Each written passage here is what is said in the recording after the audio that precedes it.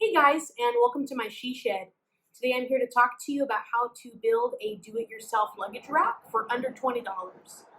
The rack that I built today was designed for a 2002 Yamaha XT225 Serow. I'm looking forward to going through the components with you and talking about how we can save 80, 100 bucks on doing it ourselves and still getting a durable quality rack. So let's go ahead and get started.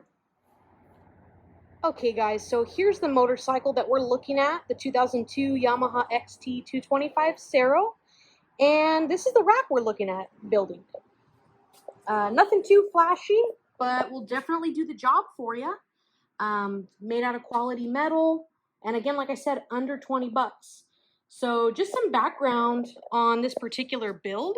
The reason that I'm working on this today is because I just picked this motorcycle up this last weekend, and came with this bad boy, a PVC and bungee cord rack. Nothing wrong with that if you're trying to do a rack for under 10 bucks, but decided I wanted something a little bit more stable that was capable of holding more weight and that was permanently affixed to the motorcycle instead of taking a risk with bungee cord tie downs. So to start off, I went ahead and picked up some of this right here, some good old-fashioned rebar. I got a 10-foot section of that for anywhere between like $4 and $5 from Lowe's or Home Depot. Either one would be good. And I started out by building the frame. So I took that 10-foot section, I cut 4 pieces into 12 inches, and that made the outer square. I went ahead and tacked those together at the corners with my arc welder. If you're looking for a cheap alternative to that, you could do like a wire feed. You'd probably get one of those for about 100 bucks from Harbor Freight, and certainly capable of doing the job. Then I went ahead and I cut 2 other sections at 11.5 inches for these 2 centerpieces. And I don't know if you can tell, but there's already a couple of grooves in the plastic of this bike. And so I went ahead and used those to my advantage, just kind of giving the rack a place to kind of rest in between there that's a little protected. That way there's not too much wobble. And I'll go into some more detail about some other things that I did to kind of help out this build. But that's why the placement is there, and there's just a little bit more space in this section here. So that was step 1 and step 2. Step 3 is attaching this piece of metal right here. This is actually steel, and it came in a 4-foot section for $8 from Ace Hardware. And then I had to pick up these bolts. Now the factory bolts, the reason I didn't use those is because I wanted a little bit more length to accommodate for the extra depth of the metal that we're adding in there. And so I opted to go get some longer bolts. I think they were 80 cents each from Ace Hardware. I didn't mind spending the extra couple bucks just to make sure everything was going to be secure and no stripping or anything to the screws.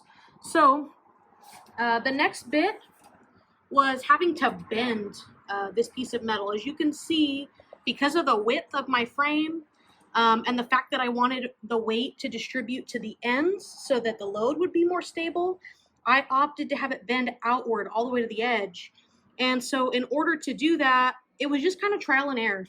I have a vise in the garage, and I decided that was going to be my pivot point, was right in here. And from there, I went ahead and just started bending. And then I bent the piece for the other side equally so that it would line up evenly. And overall, it worked really good.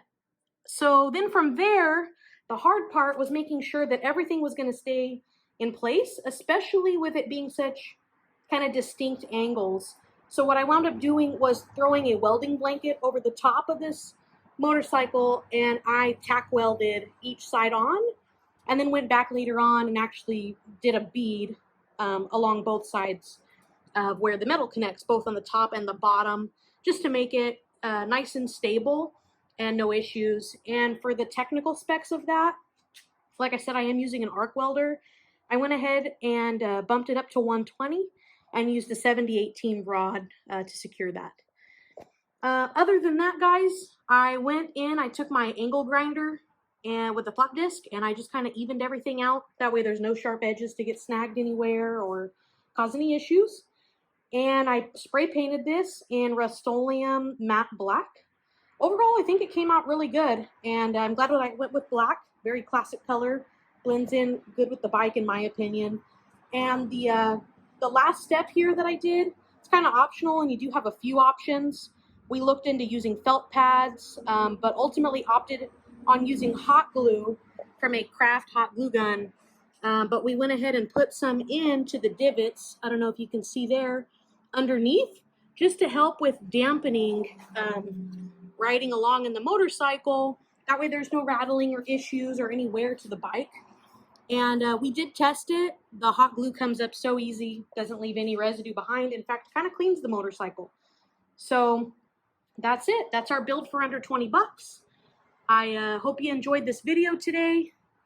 I'd ask you to subscribe. I know going down the road, we're going to be looking at switching out some sprockets and also potentially adding a kickstart to this motorcycle. So subscribe if you want to be tuned in for those and aware when new videos come out. And other than that, if you wouldn't mind giving this video a like, feel free to contact me with any questions. I'll be trying to stay up to date in answering anything you have in the comments. Other than that, hope you have a great day, and I look forward to sharing some more with you soon.